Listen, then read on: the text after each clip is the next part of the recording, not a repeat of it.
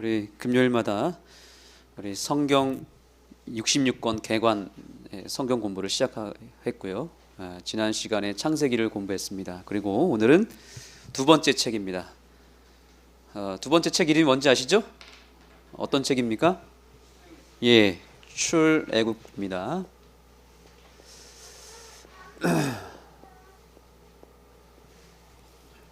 우리가 출애굽기를 공부할 때 가장 먼저 살펴봐야 될 성경 말씀이 있습니다. 그것은 고린도전서 10장입니다. 우리 고린도전서 10장을 열어주시기 바랍니다. 짧은 시간이지만 오늘 출애굽기 전체의 흐름을 함께 공부하는 시간을 갖겠습니다. 고린도전서 10장입니다.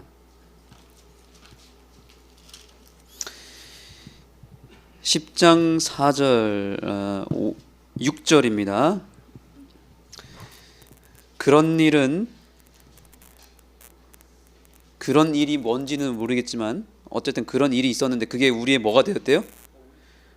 예, 거울이 되었다라고 말합니다. 또 11절 내려가서 보시겠습니다. 고린도전서 10장 11절 저희에게 당한 이런 일이라고 말합니다. 저희에게 당한 이런 일이 뭔지 알아야 되겠죠. 근데 그것이 일단 뭐가 됐대요? 그런 일이 뭐가 됐대요? 본보기가 되었다. 여러분의 성경책 본보기고 제가 개역 한글판인데 저는 여기도 역시 거울이 되었다라고 말합니다. 본보기 거울 똑같은 의미입니다. 거울. 오늘 혹시 하루 동안 지내면서 거울을 한 번도 안 보신 분 계십니까? 네, 이장로님 오늘 하루 종일 바쁘셨죠? 교회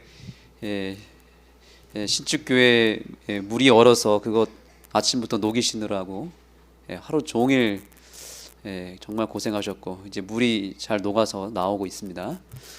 수고 많으셨습니다. 거울을 안 보고 사시는 분 혹시 있으십니까? 거울은 다 보고 사시죠? 하루에 그래도 최소한 한 3번은 볼 겁니다. 거울을 안 보면 안 되겠죠. 거울을 보는 이유가 뭐죠? 너무 어려운 질문 드렸죠?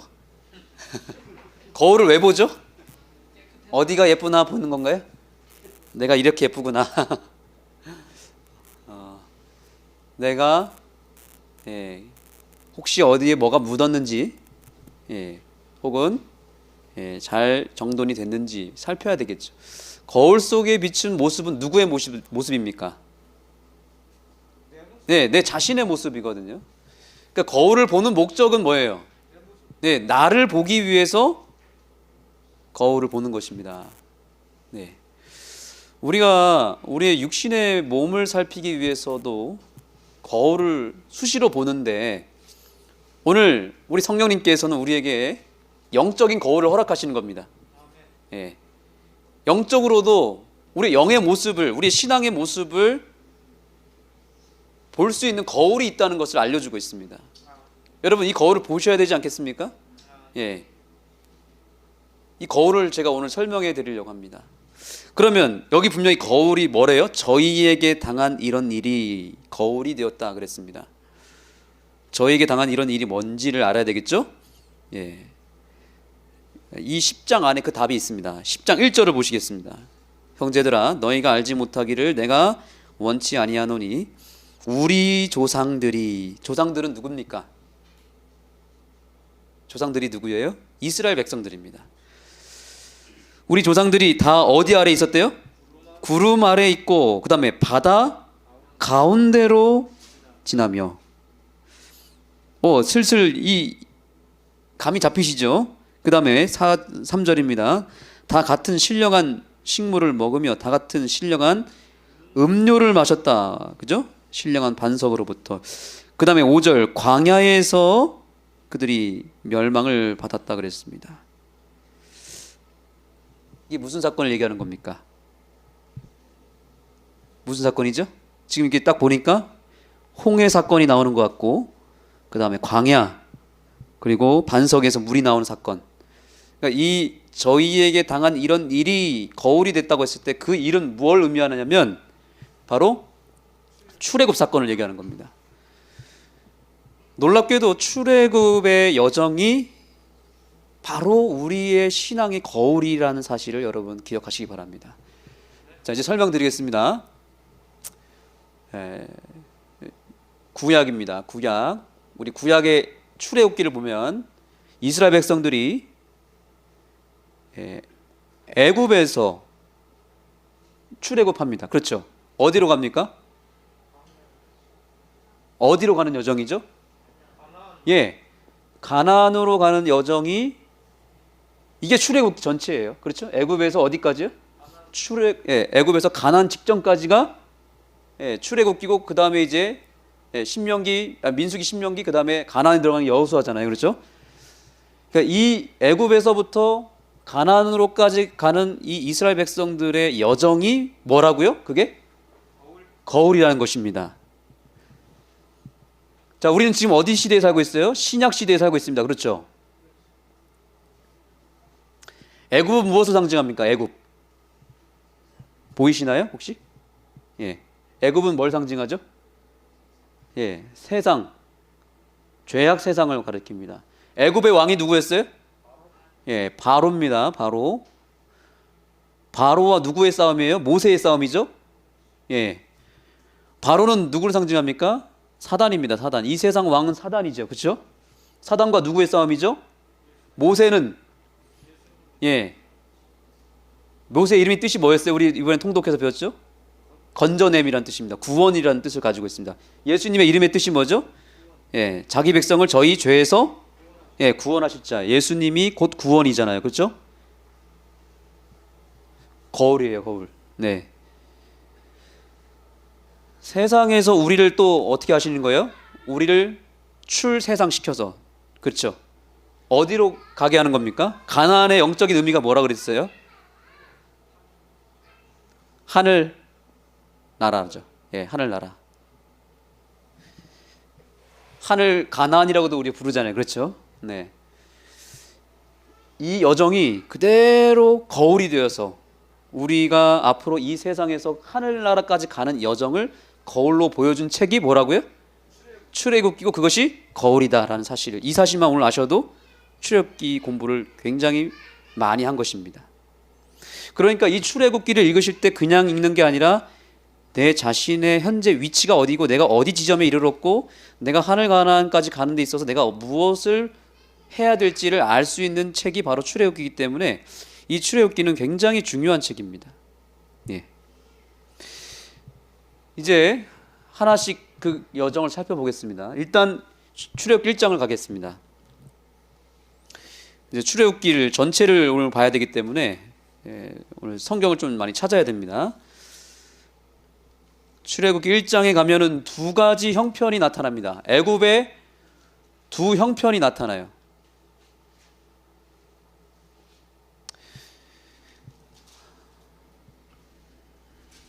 이 바로가 이스라엘 백성들이 점점 늘어나기 시작하니까 이스라엘 백성들을 뭐 하기 시작하냐면 두 가지 명령을 내립니다. 첫째는 11절 감독들이 그들을 위해 세우고 그들에게 무거운 짐을 지었다 그랬습니다. 무겁게 짐을 지어서 괴롭게 하였다 그랬습니다. 그래서 그들의 고역이 14절에 보니까 괴롭게 되었고 그 역사가 다 엄하였더라. 노예 명령을 내립니다. 종살이를 하게 됩니다. 그런데 종살이로 끝난 게 아니라 어떻게 했어요? 이제는 15절 이후로 보시면 그것도 모자라서 22절 그러므로 바로가 모든 신민에게 명하여 가로되 남자가 나가든 어떻게 하라고요?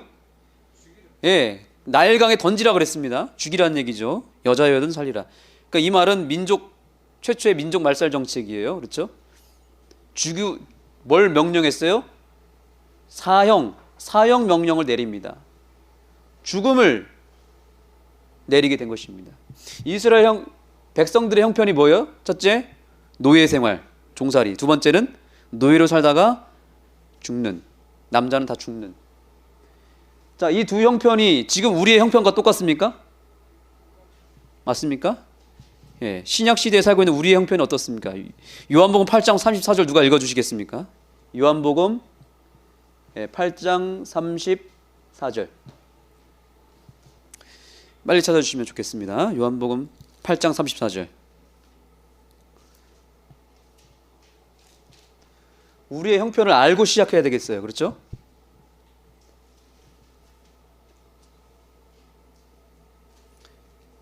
네, 읽어주시죠. 예수께서 대답하시되 진실로 진실로 너희에게 이르노니 죄를 범하는 자마다 죄의 종이라. 죄를 범하는 자마다 뭐의 종이라고요? 죄의 종이라고요. 우리 종 맞습니까? 우리 노예 맞아요? 뭐의 노예예요?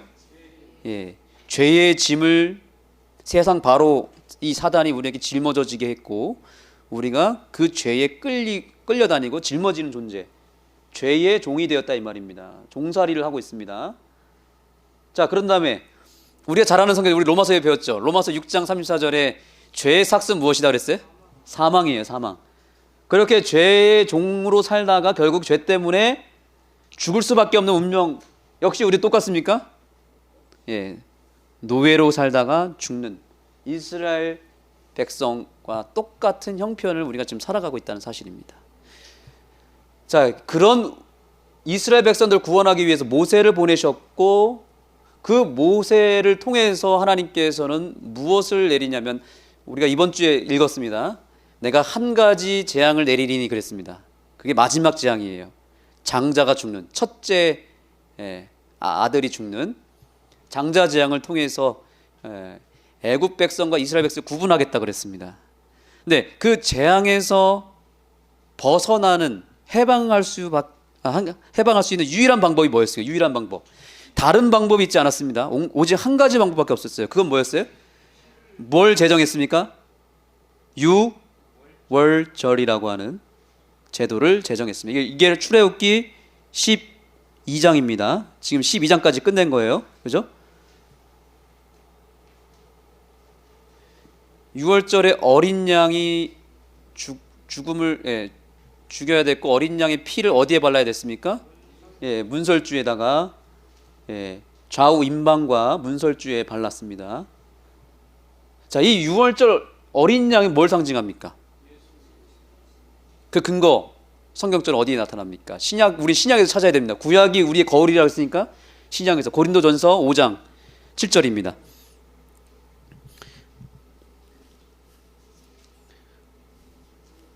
고린도전서 5장 찾으신 분이 먼저 읽어주시면 좋겠습니다. 5장 7절 8절. 너희는 누루가 없는 자인데 채 덩어리가 되어 되기 위하여. 네, 감사합니다. 7절입니다. 7절. 7절 후반부만 읽어주시죠. 우리의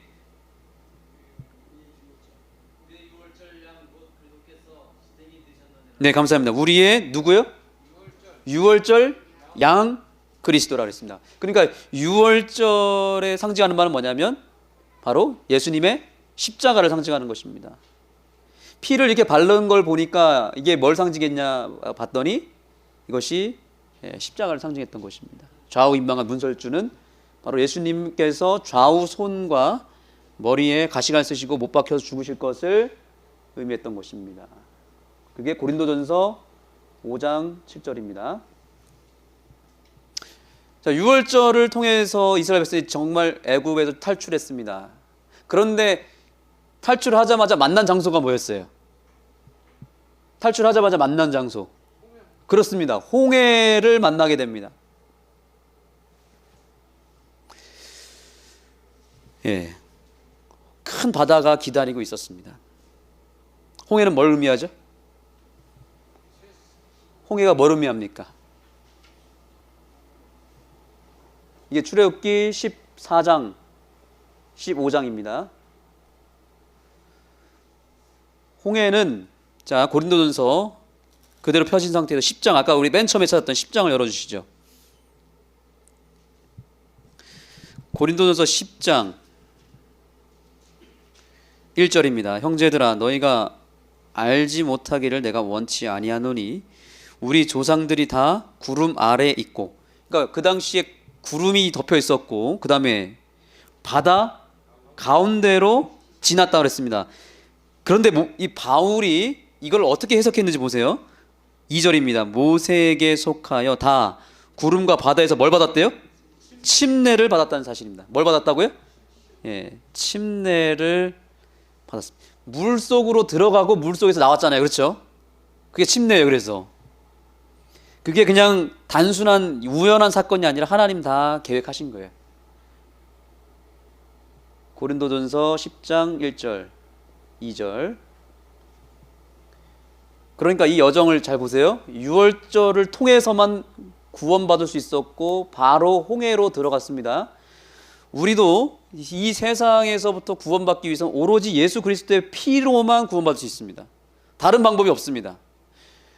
그렇게 구원받은 우리가 그 사실을 인정하고 받아들이고 이제 뭘 받게 되는 거예요? 그래서 침례를 받게 되는 것입니다. 이 여정은 변함이 없습니다. 그래서 우리가 다 침례를 받은 것입니다. 물에 들어갔고 물에서 나왔습니다. 그러니까 근데 여기 이 사건에서 봤을 때 물에 들어간 거는 뭐였습니까? 물에 들어간 것들은 뭐였죠? 뭐가 들어갔어요? 이스라엘 백성들이 들어갔습니까? 아니면 뭐 짐승들이 잠겼습니까? 잠긴 게 뭐였냐고요? 뭐가 잠겼습니까? 누가 잠겼어요? 결과적으로 누가 잠겼습니까? 애굽 군사들이 잠겼잖아요. 그렇죠? 끈질기게 이스라엘 백성들을 괴롭히고 쫓아왔던 애굽의 군사들이 다 죽었습니다. 그렇죠? 그리고 물에 나온 백성은 뭐예요? 나온 존재들은 누구죠?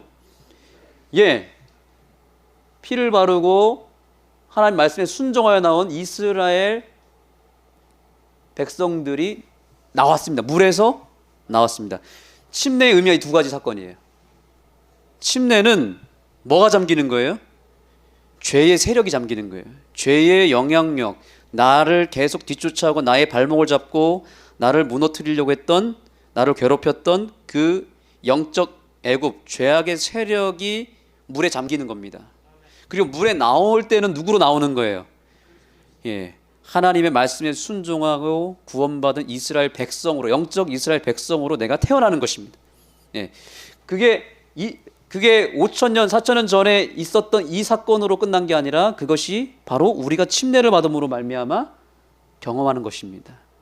우리가 침례 받았을 때 우리는 우리의 죄의 세력을 물속에 잠기도록 한 것입니다.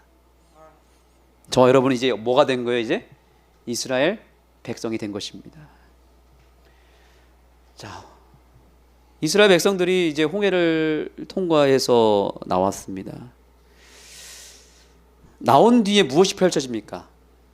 광활한, 정말 메마르고 아무것도 없는 정말 허벌판, 물도 없고 곡식도 없고 아무것도 없습니다. 정말 광야는 실제로 가보면 정말 아무것도 없습니다. 그게 광야입니다. 이스라엘 백성들이 여기서부터 뭘 하기 시작하냐면 본격적으로 불평의 역사가 여기서부터 시작됩니다. 아무것도 없고 힘들 때 뭐가 나오게 되어 있습니까? 불평이 나올 수밖에 없습니다. 그게 16장의 내용입니다. 여기 출애굽기 16장 보세요. 지금 16장까지 왔습니다. 순식간에 왔어요. 16장에 보면은 자, 불평을 할 때 어떻게 말하는지 보세요. 참 기가 막힌 말을 합니다. 16장 2절 보시면 이스라엘 온 회중이 그 광야에서 모세와 아론을 원망하여 3절 그들에게 이르되 우리가 어디서요? 어디서? 애굽 땅에서 고깃가마 곁에 앉았던 때와 배불리 먹었던 때를 얘기하면서 애굽 얘기를 하고 있습니다. 지금 애굽에 대해서 지금 뭐만 얘기하고 있어요 지금? 지금 거기서 뭔가 즐겼던 거 배불렀던 세월을 생각합니다. 뭐만 얘기 안 하고 있습니까? 정말 종살이하면서 정말 죽을 뻔한 일들, 그 애굽의 군사들이 얼마나 괴롭히고 정말 우리를 힘들게 했습니까? 그런데 그것들은 일부러 얘기하지 않습니다. 까맣게 잊고 있습니다. 그저 뭘 생각하고 있어요? 애굽에서 고기 먹고 배불렀던 것만 계속 생각하고 그것만 말합니다. 그때는 정말 잘 먹고 잘 살았는데 이게 뭐냐 이거예요. 이게 우리의 이 꼬라지가 뭐냐 이거예요. 근데 사실 그때 살려달라고 애걸복걸한 존재들이 누굽니까? 이스라엘 백성들이잖아요. 살려달라고 그렇게 하나님 앞에 애걸복걸 했는데 그건 전혀 생각하지 않습니다. 얼마 전에 또 홍해를 건넜습니다. 놀라운 기적을 봤습니다. 큰 바다가 갈라지는 거 봤습니다. 그 다음에 열재앙을 보지 않았습니까? 열재앙을 통해서 하나님의 그 살아계심과 능력과 기적을 다 봤어요. 유월절을 경험했습니다. 그런 놀라운 것들을 다 경험했음에도 불구하고 그런 것들은 하나도 얘기 안 하고 애굽의 것을 얘기하고 그 다음에 하나님의 것은 나쁜 것만 얘기하는 것입니다. 그러니까 우리의 불평하는 이유를 자세히 보면은 다 그렇습니다. 예. 한 가지 딱 꼬투리 잡힐 만한 것을 딱 보면은 좋은 것이 얼마든지 있고 긍정적인 것이 많고 하나님의 은혜와 축복이 훨씬 더 많음에도 불구하고 우리는 뭐만 보는 겁니까? 예. 그 중에서 안 좋은 거를 몇 가지를 골라서 그것만 얘기한다는 얘기입니다. 하나님께 받은 은혜는 전혀 얘기하지 않고 그것 때문에 사실은 내가 힘들었는데 그거를 오히려 반대로 얘기하면서 계속 꼬투리를 잡는 것입니다. 이것이 불평의 원인입니다. 그러니까 좋은 게 훨씬 많음에도 불구하고 우리는 안 좋은 것을 얘기하면 한도 끝도 없는 것입니다. 네.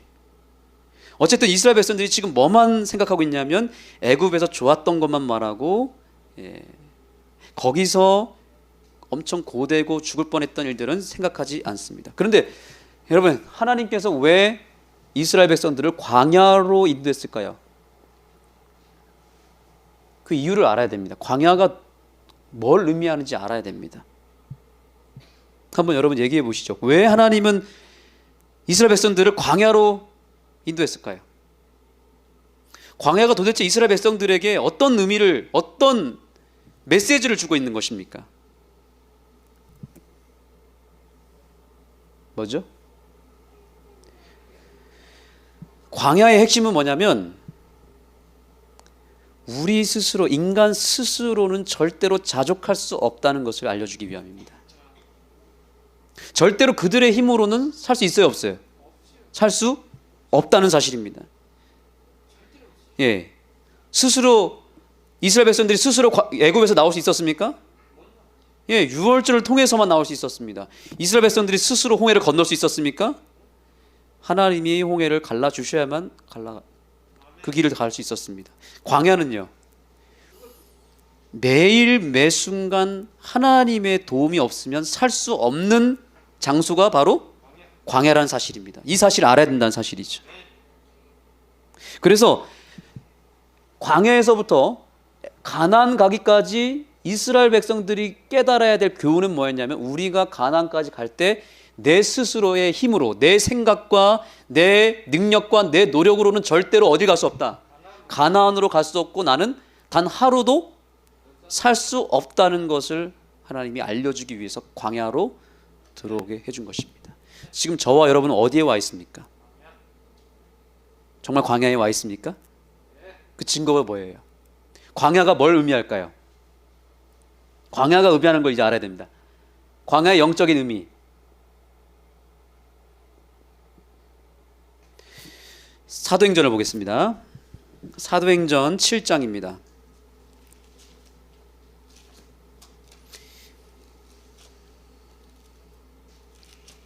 사도행전 7장 38절. 자, 큰 소리로 누가 한번 읽어주시죠. 이거 다 같이 읽어야 될 것 같습니다. 광야가 뭔지 알아야 됩니다. 이제 광야 하면 딱 이게 떠올라야 됩니다. 7장 38절입니다. 찾으셨죠? 읽겠습니다.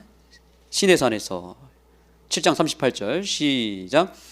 시내산에서 말하던 그 천사와 및 우리 조상들과 함께 광야 교회에 있었고. 아멘. 한번 따라해 보겠습니다. 광야 교회에 있었고. 광야가 뭐라고요? 광야가 교회라는 사실을 기억하시기 바랍니다. 우리가 보세요. 홍해를 통과하여 광야에 들어온 것은 뭘 의미하는 거예요? 우리가 침례를 받고 드디어 뭘 하는 겁니까?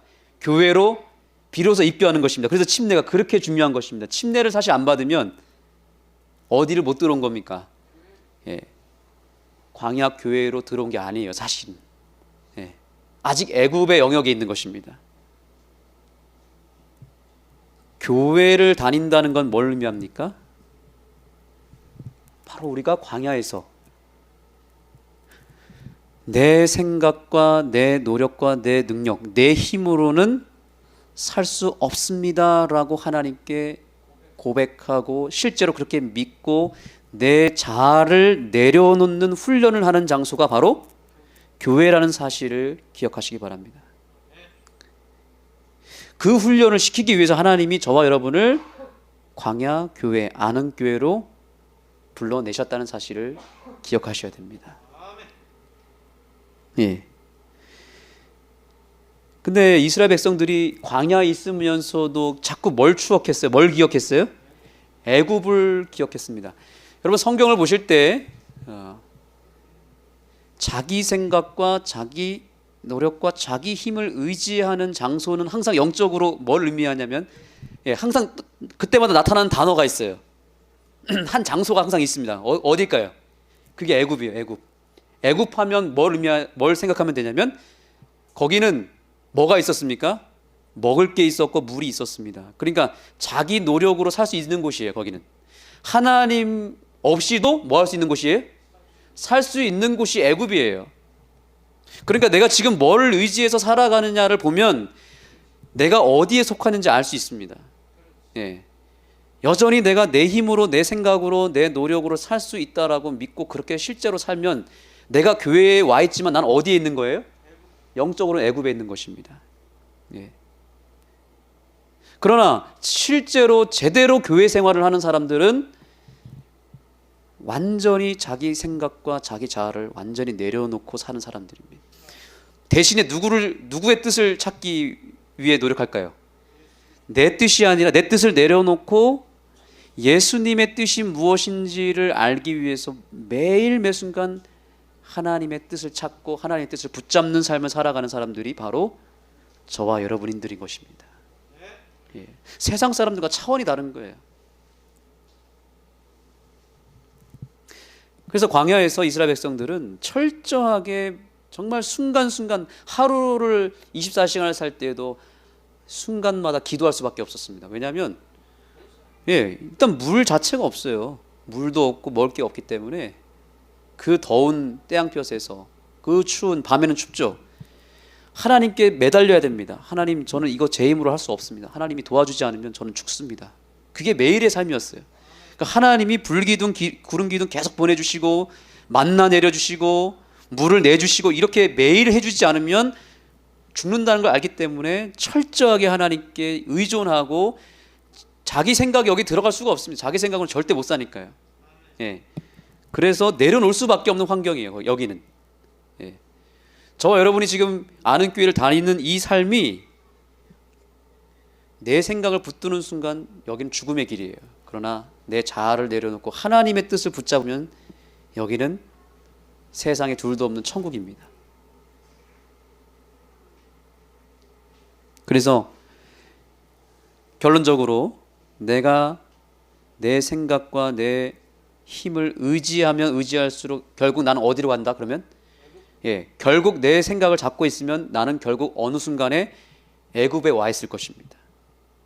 그러나 애굽에서의 삶은 어떻습니까? 그렇게 자기 생각대로 자기 노력으로 살 수는 있었지만 결과적으로 거기서는 남는 게 뭐예요? 종살이하고 결국 죽음밖에 안 남는다는 사실이죠. 세상의 결론은 거기 있습니다. 지금 세상 사람들이 다 그렇게 살고 있어요. 자기 노력과 자기 지혜와 자기가 쌓아왔던 것을 의지해서 자기 자신을 믿고 살아가고 있어요. 근데 그들의 결론은 지금은 떵떵거리면서 잘 살고 있는지 모르겠지만 결국에는 속는 것입니다. 바로한테 사실은 굴복하는 것입니다. 결국에는 바로에게 종살이하다가 죽임을 당할 것입니다.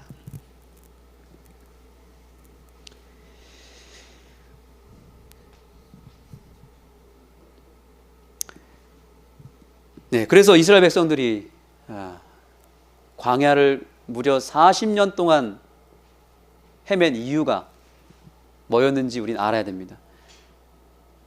결정적인 순간마다 이스라엘 백성들이 그 순간에 자기 생각들을 잡았습니다. 인간의 생각을 의지했습니다. 예를 들면 모세가 40일 동안 시내산에 딱 갔을 때 안 내려왔어요. 그러니까 이스라엘 백성들이 어떻게 생각했습니까? 아, 모세가 안 내려오네. 모세가 죽었나 보다. 이거 누구 생각이죠? 예, 자기 생각을 가지고 추측을 했고, 그러더니 뭐 했어요? 자기 생각을 의지해서 뭘 만들자 그랬어요? 우리가 하나님을 만들자. 그래서 금송아지 만들었습니다. 그래서 우상 숭배가 시작되고 타락합니다. 그렇죠? 예. 그래서 방황하게 또 되고요. 또 12정탐꾼을 가나안으로 보냈습니다. 신명기서에 보면은 가나안으로 보냈는데 그들이 돌아와서 하는 얘기가 뭐냐면 우리는 어디 갈 수 없다. 우리의 힘으로는 어디 갈 수 없다. 가나안으로 갈 수 없고 우리가 가야 될 곳은 어디다. 어디 땅이다. 애굽 땅으로 가야 된다라고 그들 스스로 생각하니까 그 생각이 어디로 가는 거예요? 계속? 어디로 향하는 겁니까? 애굽으로 계속 다 향하는 것입니다. 그래서 결국 또 40년을 뺑뺑 돌게 되는 것입니다. 우리가 하늘나라 가는 이 여정 속에 지금 우리가 어디에 와 있습니까? 우리는 일단 광야까지는 들어왔습니다. 그러나 우리가 여기까지 가려면 지금부터 해야 될 일은 하나님의 뜻에 따라서 광야의 목적을 깨달으셔야 됩니다. 지금이라도 늦지 않았습니다. 내 자아를 여러분 이 교회 올 때마다 내려놓는 연습을 하시기 바랍니다. 그러면 가정에서 내 개인의 신앙이 그리고 이 교회 생활이 편안할 것입니다. 그러나 교회에 와서 우리가 불행한 이유가 뭐냐면 우리 스스로 서로가 자꾸 우리의 생각을 너무 의존하다 보니까 하나님의 뜻을 먼저 구하지 않고 찾지 않고 할 때마다 우리가 무너진다는 사실입니다. 자, 그래서 이스라엘 백성들이 이제 광야에 들어오면서부터 이제 매달리기 시작합니다. 하나님 배고픕니다. 저희 먹을 것이 없습니다. 그때 뭘 내려줬습니까? 드디어 만나를 내려줍니다. 이 만나는 뭘 의미할까요? 네, 빨리 찾겠습니다. 이제 신명기 8장 3절. 신명기 8장 3절 읽어주시죠.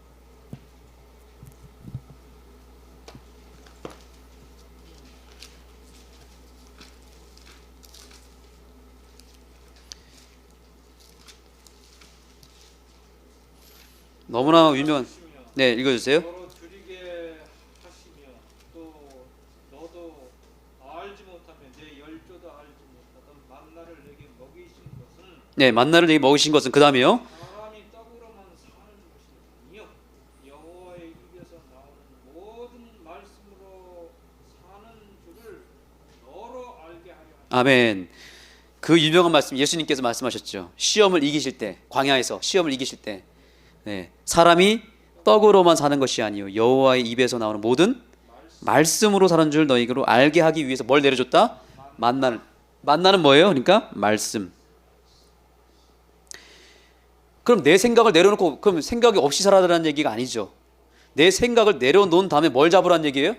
매일 매순간 우리가 만나를 먹는 것처럼 매일 매순간 하나님의 말씀을 통해서 하나님의 뜻을 내 생각 대신에 붙잡으라는 얘기입니다. 내 생각 대신에 하나님의 뜻을 붙잡고 그 뜻을 이루기 위해서 말씀에 순종하며 살아가는 삶이 바로 만나를 먹는 삶이에요.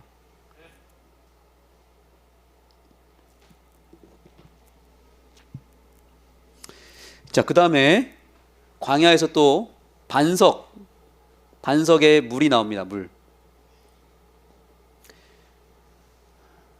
없이 살 수 없습니다. 광야 생활에 있어서 반드시 필요한 건 물이에요. 예, 우리가 교회 생활하는데 말씀이 빠지면 죽습니다. 그렇죠? 애굽에서는 말씀 없이 살 수 있어요. 여기서는 먹여주는 게 따로 있어요. 그러나 여기 왔으면 이제 말씀으로만 살아야 됩니다. 근데 말씀으로만 살면 될까요? 또 필요합니다. 물이 있어야 돼요. 이 물이 뭘까요? 물. 네, 역시 답을 다 알고 계시네요.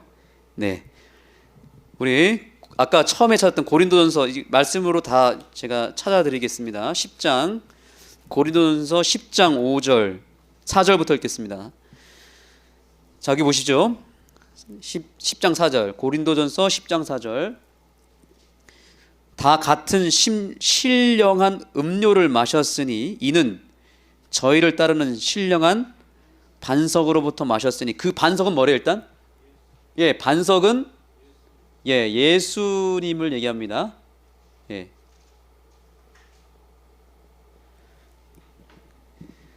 곧 예수 그리스도시라 그랬습니다. 그러면 반석에서 나오는 물은 뭐예요? 물. 예, 요한복음을 찾아주시죠. 요한복음 7장. 예, 이 성경절은 여러분 다 적으셔야 됩니다. 예, 요한복음 7장 37절.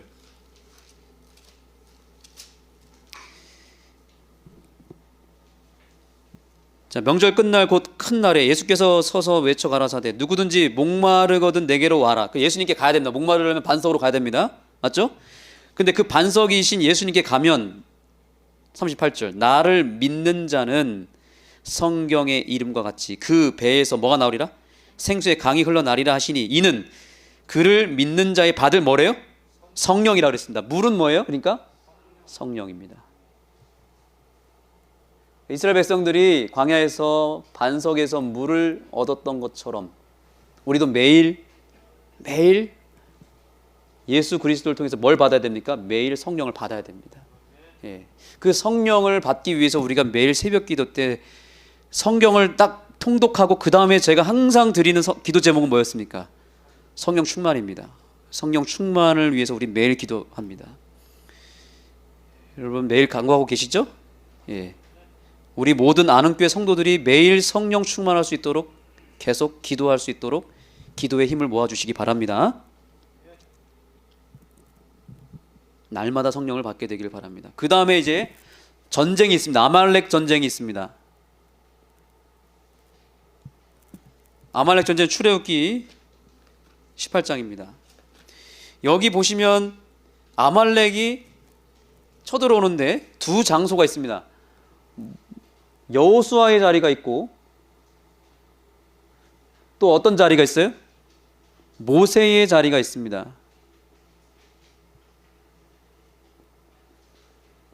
여호수아가 아말렉과 전투를 하고 싸우고 있었습니다. 싸움의 현장에는 여호수아가 있었습니다. 그런데 모세는 이때 어디가 있었어요? 어디의 자리에 있었습니까? 기도의 자리에 있었습니다. 그렇죠? 예. 여호수아가 싸움의 자리에서 아무리 열심히 싸워도 여기서 승패가 납니까? 절대로 나지 않습니다. 싸움의 승패는 어디서 났습니까? 모세의 자리에서 났습니다. 모세의 손이 올라가면 누가 이겼어요? 이스라엘이 이기고 손이 내려가면 아말렉이 이겼습니다. 예. 그래서 우리의 영적인 싸움도 이게 전쟁이 영적인 싸움이거든요. 영적 전쟁. 이제 에베소서 6장에 보시면 우리의 싸움은 혈과 육에 관한 것이 아니고 뭐라 그랬습니까? 우리의 싸움은 무엇과의 싸움이라고요? 예, 우리의 싸움은 찾아보겠습니다. 에베소서 6장 10절.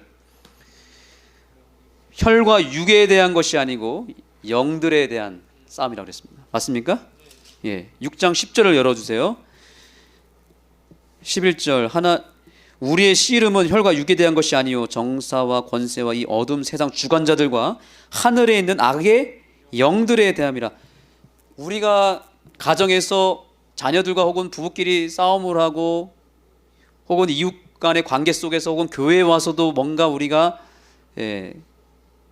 다투게 될 때 혹은 상대방이 나를 기분 나쁘게 할 때 뭔가 나에게 상처를 줄 때 여러분들이 꼭 기억하셔야 될 건 뭐냐면 내가 싸우는 건 그 사람과 싸우는 게 아니에요. 그 사람 속에 있는 그 사람 속에서 역사하고 있는 뭐와 싸움이냐면 악한 영들과의 싸움입니다. 그 사실을 기억하셔야 됩니다. 그래서 여기 아주 중요한 얘기를 합니다. 여기 이 아말렉 전쟁을 거의 묘사하는 듯한 말을 에베소서에서 말하고 있습니다. 17절 18절 보겠습니다. 구원의 투구와 성령의 검 곧 하나님의 말씀을 가지라. 그 다음에 뭐라고 얘기했습니까? 18절 다 같이 읽겠습니다. 시작. 모든 기도와 간구로 하되 무시로 성령 안에서 기도하라 그랬습니다. 우리가 깨어 기도하기를 항상 힘써야 된다. 이래야만 구원 이길 수 있다는 거예요. 아말렉을 이기는 방법은 다른 방법이 하나도 없습니다. 기도로만 이길 수 있습니다. 여러분, 저와 여러분이 깨어 기도할 때에만 이길 수 있다는 사실을 기억하셔야 됩니다. 모든 승패는 기도의 자리에서 끝난다는 거예요. 현장에서 아무리 내가 노력하고 힘써봤자 기도에 실패하면 다 지는 것입니다. 올 한해 우리는 안흥교회가 이 전쟁에서 승리하기 위해서 기도에 목숨을 걸어야 됩니다. 그래서 예수님께서도 깨어 기도하라 그랬습니다. 아말렉이 언제 쳐들어왔어요? 이스라엘 백성들이 가장 약했을 때, 지쳤을 때 쳐들어왔습니다. 사단이 언제 우리를 쳐들어올까요? 내가 연약할 때, 내가 몸과 마음이 지쳤을 때, 그때 시험 받기가 쉽습니다. 그때 무너지기 쉽습니다. 그때 우리는 깨어 기도해야 됩니다. 이게 출애굽기 18장입니다. 그 다음에 이제 시내산에 가서 뭘 받았습니까? 십계명, 율법을 드디어 받습니다. 이게 출애굽기 20장입니다. 자, 그러면 우리도 이제 뭘 받아야 됩니까? 영적 전쟁에서 승리하는 삶을 살면서 확실하게 받아야 될 뭘 받아야 되죠? 우리도 십계명을 받아야 됩니다. 자, 이 당시에는 구약에서는 출애굽기 2장 보니까 십계명을 어디에 새겼죠? 어디에 새겼어요? 돌비에 새겼습니다. 돌비에. 그러면 지금은요. 자, 우리는 신약에서 율법을 받기 위해서 그걸 증거할 수 있는 방법은 어디서 찾을 수 있을까요? 율법은 어디서 새겨졌습니까? 그렇죠. 자, 성경 찾겠습니다. 고린도전서 3장 3절.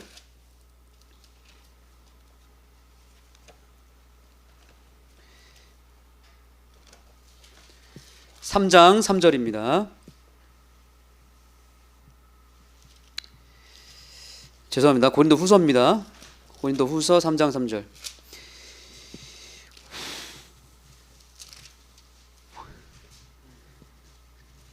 자, 눈으로 보세요. 너희는 우리로 말미암아 나타난 그리스도의 무엇이니?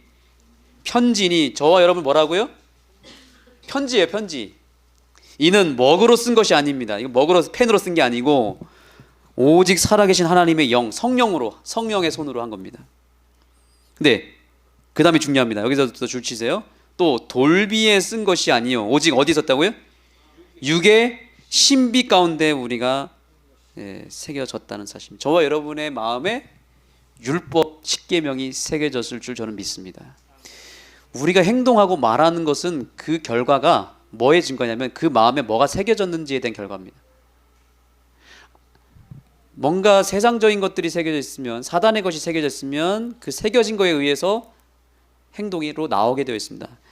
그래서 내 안에 율법이 있는지 새겨졌는지 안 새겨졌는지 알 수 있는 방법은 저와 여러분의 삶의 행동과 말을 통해서 알 수 있습니다. 그 말과 행동 속에서 하나님의 율법이 나타나면, 하나님의 품성이 나타나면 아, 내 안에 뭐가 새겨졌구나. 예, 하나님의 법이 새겨졌다는 것이 확실하게 증명되는 것입니다. 십계명을 어디 안에 뒀습니까? 율법을 받아서 이 십계명 어디 안에 뒀어요? 아니 그 전에 법궤에 두고 그 법궤를 어디 뒀습니까? 성소에 뒀습니다. 출애굽기 25장입니다. 이 이후로부터 40장까지는 다 성전 짓는 이야기입니다. 그래서 이 성전이 옮겨가는 그 길을 통해서 이스라엘 백성들이 결국에 어디로 갔습니까? 가나안까지 가게 된 것입니다. 자, 율법을 마음에 새겼다 그랬는데 이 성소가 의미하는 게 뭐죠? 성소는 뭘 의미하죠? 너희 고린도 전서를 보겠습니다. 3장 16절.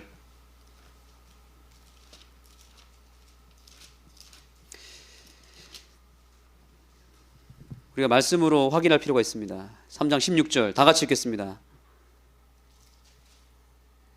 시작. 너희가 하나님의 성전인 것과 하나님의 성령이 너희 안에 거하시는 것을 알지 못하느뇨? 17절 시작. 누구든지 하나님의 성전을 더럽히면 하나님이 그 사람을 멸하시리라. 하나님의 성전은 거룩하니 너희도 그러하니라. 아멘. 하나님의 법은 어디에 뒀다고요? 성소에 뒀고요. 지금 우리의 이 시대, 마지막 시대를 살아가는 우리들에게 십계명은 어디에 새겨졌다고요? 우리의 마음에. 그리고 그 법계는 어디에 있는 겁니까? 우리의 몸 성전 안에, 이 성소 안에 있는 것입니다. 하나님은 이 몸 성전을 결국 어디로 끌고 가실까요? 예, 하늘 가나안까지 끌고 갈 것입니다. 마음에 율법이 새겨져 있고 그 몸이 성전이 된 저와 여러분이 결국 가야 될 장소는 하늘나라라는 사실입니다. 이제 한 가지 이야기만 하고 마치겠습니다. 어느 남자가 사냥을 하다가 곰 새끼를 잡았습니다. 너무너무 귀여운 이 곰을 잘 키워서 말을 정말 잘 듣게 만들었습니다. 정말 영특하고 똑똑하고 애교도 있고, 이 곰이 점점 커서 이만큼 컸는데도 주인 앞에서는 아주 온순하게 말을 잘 듣는 지혜로운 영특한 그런 곰이 되었는데, 이제 주인이 낮잠을 자는데 자꾸 이제 뭐가 달라붙냐면 파리가 달라붙는 거예요. 그러니까 막 이렇게 잠을 못 자고 이제 파리 때문에 잠을 못 자니까 짜증이 나기 시작했습니다. 그래서 곰한테 일로 와봐. 내가 잠을 자야 되는데 파리가 안 잡히니까 내가 자는 동안에 파리를 좀 내쫓아 주고 파리를 좀 잡아달라고 곰한테 시켰어요. 이제 그러고 잠을 자는데 곰이 이제 파리를 잡기 시작합니다. 근데 파리가 안 잡히는 거예요. 파리를 잡으려고 해도 안 잡히니까 화가 나기 시작했습니다. 곰이 이제 열이 났습니다. 그래서 어떻게 했냐면 뭐 어디 없나 이렇게 살펴보고 있는데 마침 이 파리가 그 주인의 이마에 딱 앉아 있었어요. 그래가지고 짱돌을 들고 와가지고 짱돌 들고 와서 이제 이거를 내가 주인을 위해서 돌을 내려쳐야겠다. 그래가지고 이 힘세고 무서운 곰이 짱돌을 들어가지고 이렇게 들어가지고 주인의 이마 앞에 간 것입니다. 근데 주인이 자다가 뭔가 느낌이 이상해가지고 뭔가 자기가 자는데 약간 죽을 것 같은 느낌이 들어가지고 살짝 눈을 떴는데 뭐가 있어요? 곰이 돌로 내려치려고 하는 겁니다. 곰은 분명히 누구를 위해서 한 거예요? 주인을 위해서 파리를 잡기 위해서 돌을 집어 들었지만 그러나 그것은 선한 일이에요? 악한 일이에요? 악한 일이죠. 제가 왜 이 이야기를 드리냐면 우리 마음에도 뭐가 있냐면 착하게 살려고 하나님 말씀에 순종하고 싶은 마음이 있고 선한 마음이 있습니다. 근데 그 선이 알고 봤더니 뭐예요? 주인까지 해치게 만드는 선이 될 수도 있다는 사실입니다. 결과적으로 그게 주인을 해치는 일이 될 수 있다는 거예요. 하나님 보시기에 그것이 좋지 못한 선이 될 수도 있다는 것입니다. 그것이 우리가 행하는 선이에요. 그게 뭐예요? 내 뜻과 내 생각대로 했을 때에는 그게 내가 선이라고 생각하지만 하나님이 볼 때는 악할 수도 있다라는 사실입니다. 그럼 참된 선은 뭐예요? 참된 선은 내 생각과 내 뜻을 내려놓고 하나님의 뜻과 하나님의 생각과 하나님의 말씀을 먼저 내가 붙잡고 거기에 순종하고 그 하나님의 뜻대로 살려고 행하는 그 겸손한 마음과 행동이 하나님 보시기에 아름다운 선이 될 수 있다는 사실을 여러분 꼭 기억하시기 바랍니다. 저와 여러분은 지금 광야에 와 있습니다.